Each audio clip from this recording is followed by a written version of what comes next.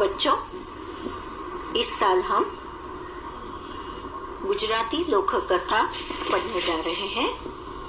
पाठ 14वां, मुफ्त ही मुफ्त।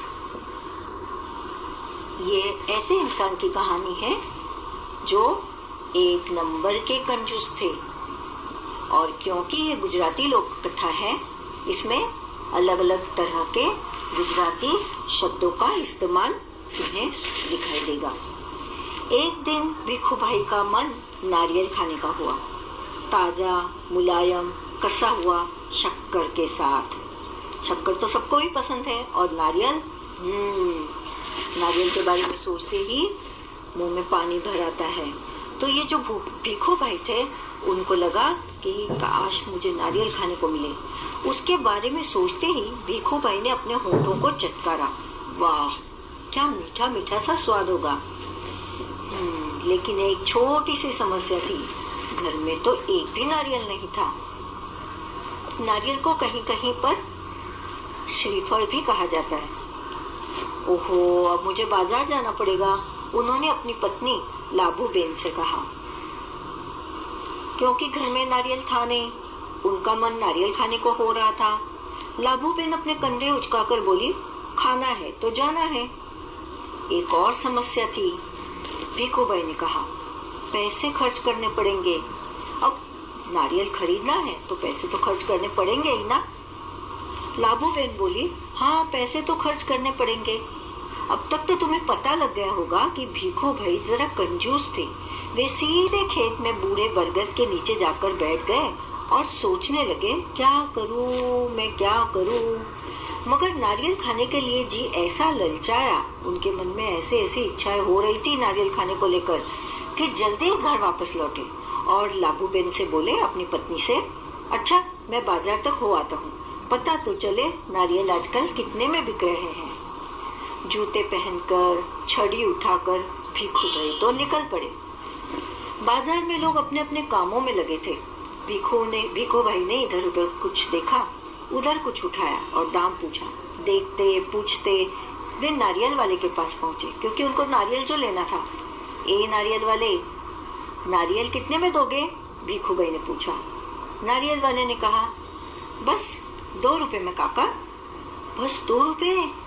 भिखू भाई ने आंखें फैलाकर कहा, बहुत ज्यादा है, 1 रुपए में दे दो। देखो, जहाँ 2 रुपए में बिकता था उसे आधी कीमत में मांग रहे थे भिखू भाई, क्योंकि 2 रुपए देना उन्हें पसंद नहीं था। कंजूस थे, पैसा हाथ से निकल नहीं रहा था। 2 रुपए? उन्होंने कहा कि 1 रुपए में दे दो। नारियल वाले ने कहा, ना जी ना, 2 रुपए सही दाम, ले लो या छोड़ दो। ठीक है। भिखू भाई बड़बड़ाए, अच्छा तो बताओ 1 रुपए में कहाँ मिलेगा? अब उनको सस्ते में खाना था। नारियल वाले ने कहा, यहाँ से थोड़ी दूर जो मंडी है वहाँ शायद मिल जाए। सो भिखू भाई उसी तरफ चल पड़े। चलो देख लेते हैं, वे अपने आप से बोले, टहलने का एक मौका है और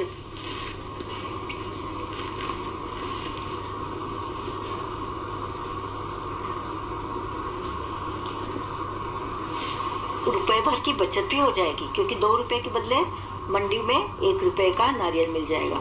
खुशी से गुड़गुड़ाते भिखू भाई ने छड़ी को जमीन पर थपथपाया। मंडी में कोलाहल फैला हुआ था।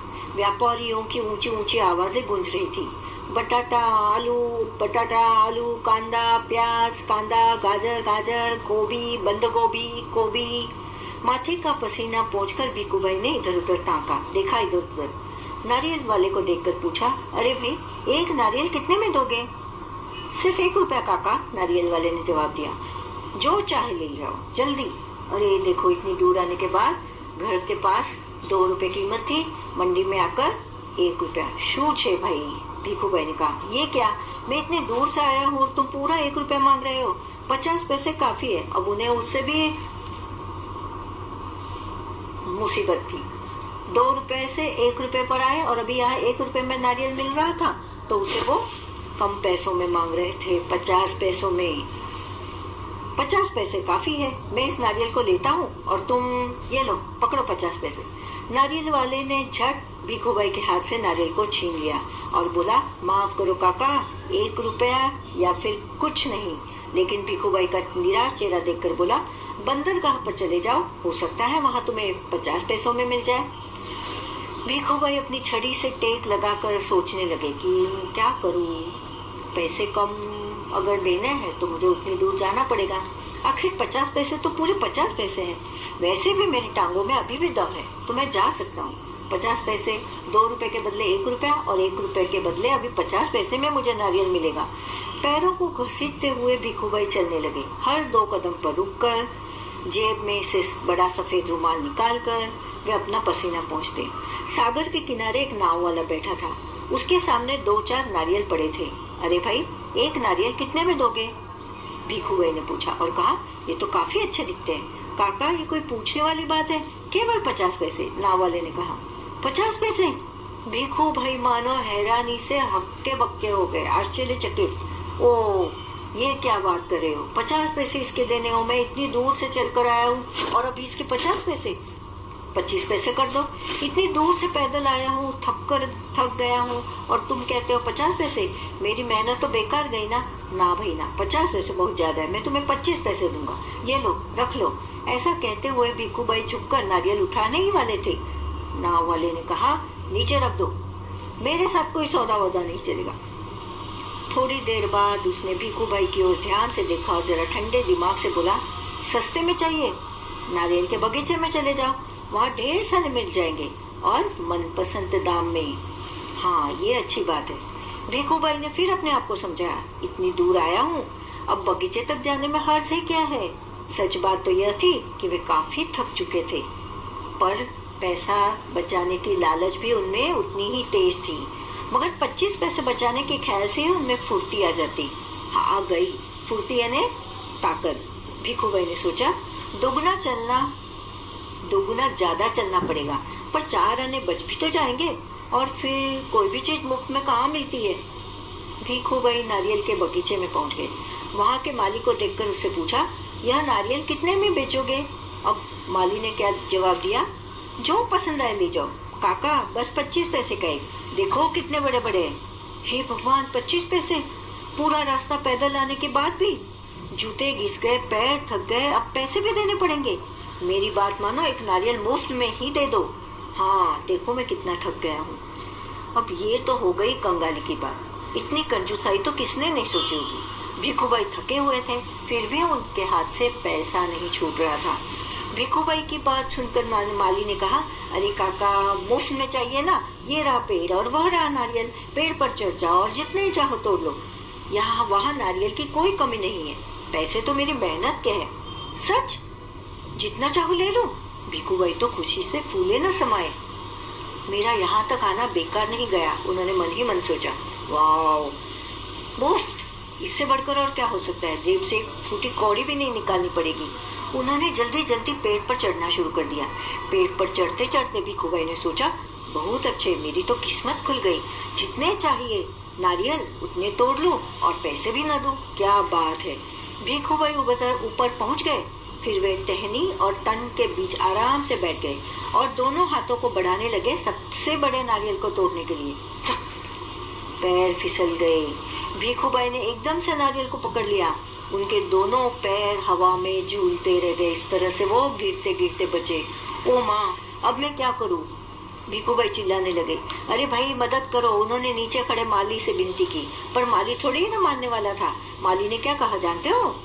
वो मेरा काम नहीं काका, मैंने सिर्फ नारियल लेने की बात की थी, बाकी सब तुम्हारे और तुम्हारे नारियल के बीच का मामला है। ये दोनों के बीच का मामला है, तुम जानो अब कैसे करना है। पैसे नहीं, खरीदना नहीं, बेचना नहीं और मदद नहीं, सब कुछ मुफ्त। तुम्हें जो मुफ्त में चाहिए ले लो। मैं मदद करने से रहा, मैं नहीं करूंगा मदद। तभी ऊंट पर सवार एक आदमी वहां से गुजरा।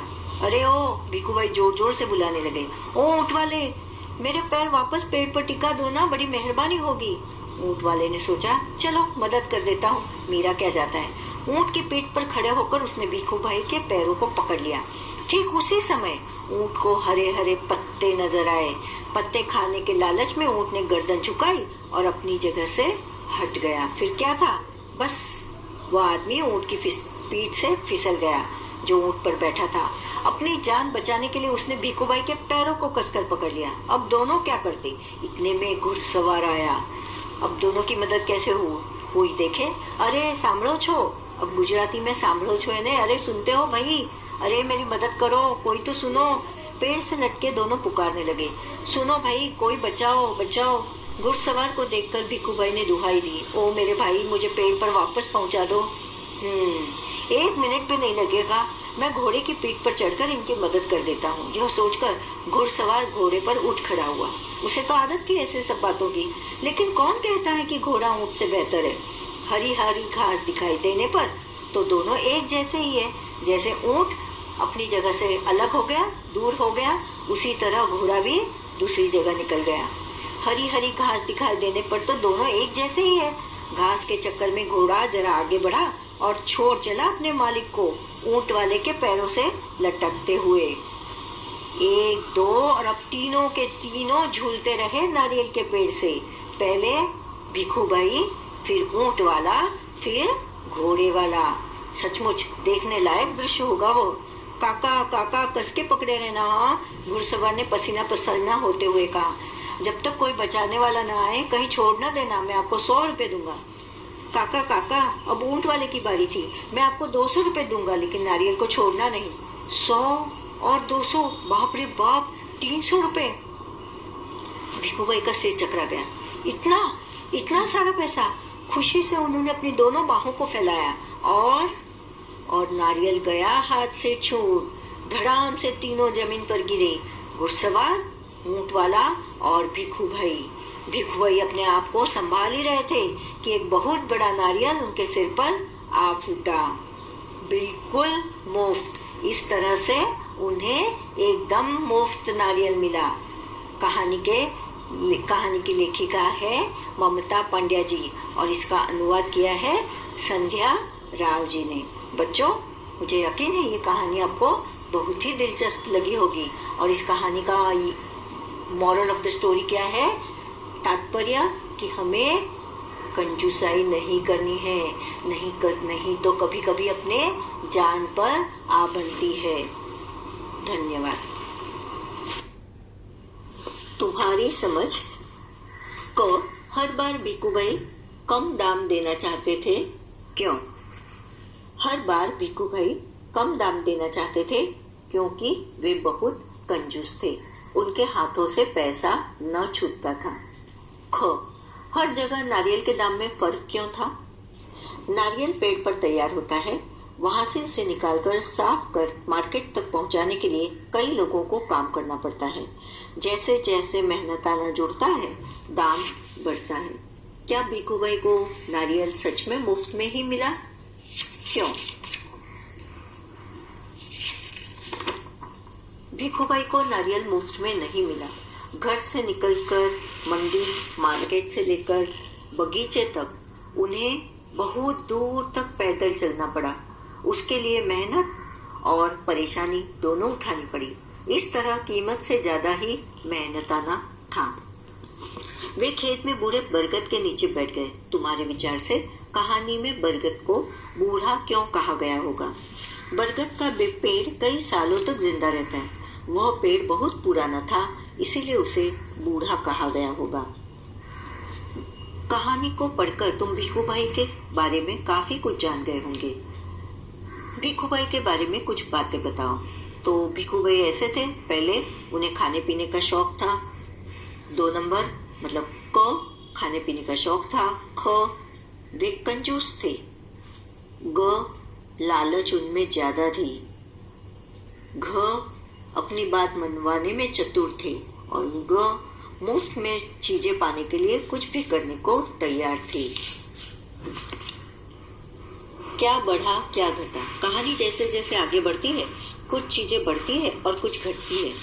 बताओ इनका क्या हुआ? ये घटे या बढ़े? नारियल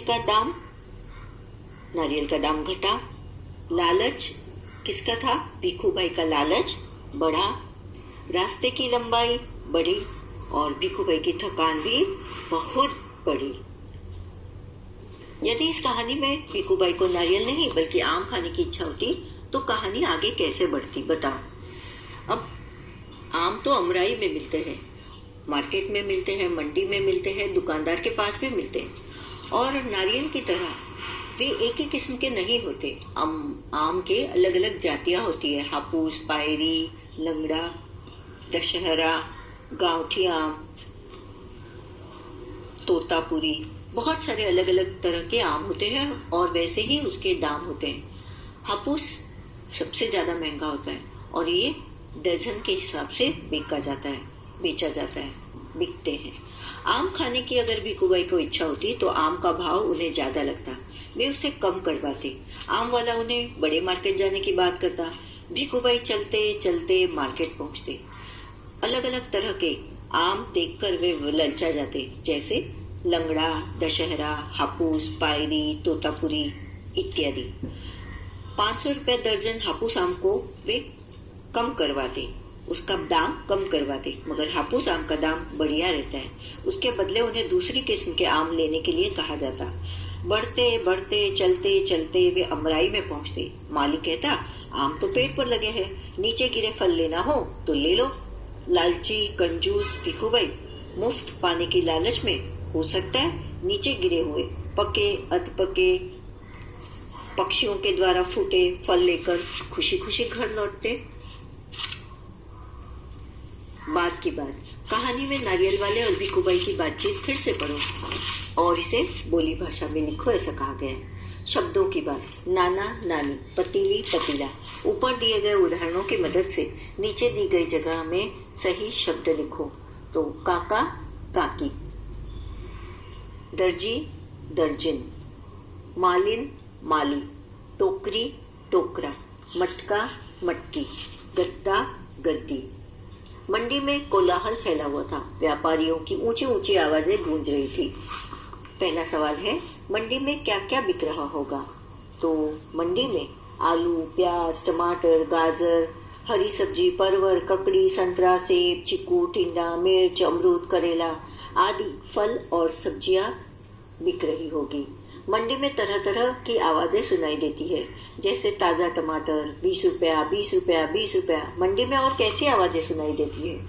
मंडी में आलू ले लो 40 रुपए किलो, हरी मिर्च देखो, बैंगन ताजा ताजा 20 रुपए, पालक एक गड्डी का 20 रुपया ले लो, 50 में 3 गड्डियां ले लो ताजी।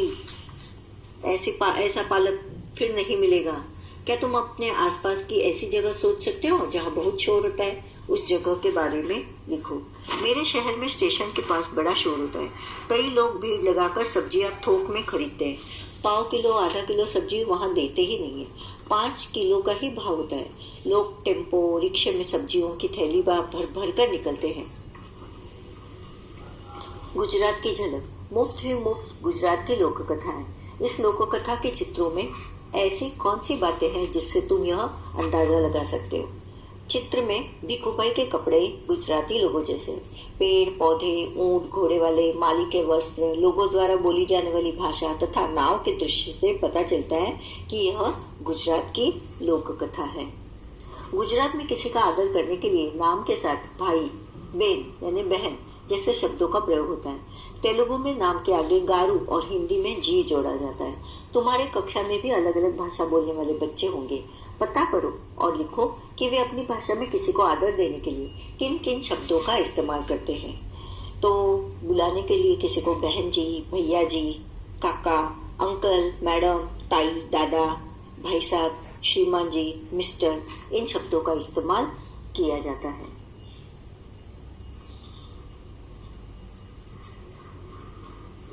अब ये एक कविता है, आंधी नाम है उसकी।